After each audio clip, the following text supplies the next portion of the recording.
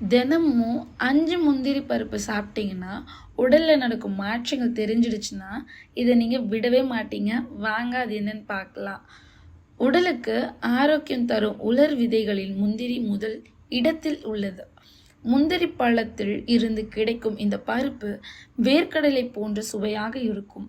இந்த முந்திரி பருப்பு பொங்கல், ஸ்வீட், கேக் போன்றவற்றை அலங்கரிக்க பயன்படுத்துகிறது. முந்திரியில் அடங்கியுள்ள ஊட்டச்சத்து: புரதம், வைட்டமின்கள், தாதுக்கள், நார்ச்சத்து.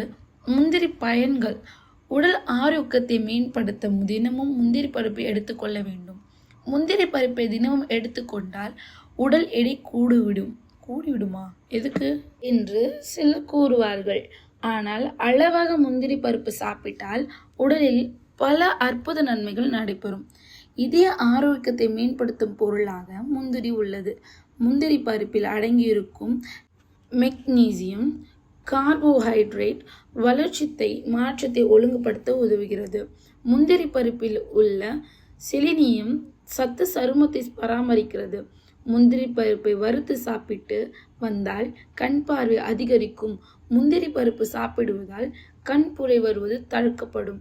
ஒற்றை தலைவலி உள்ளவர்கள் முந்திரி பருப்பு சாப்பிட்டு அதன் தீவிரத்தை குறைக்கலாமா? என்னடா 2 வாட்டி எழுதியிருக்கீங்க? முந்திரியில் உள்ள ஊட்டச்சத்துக்கள் கேன்சர் செல்களை அழிக்கிறது.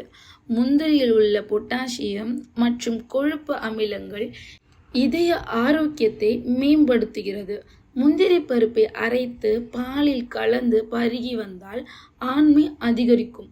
முந்திரி பால் பருவதால் விந்தணுக்களின் எண்ணிக்கை அதிகமாகுமா?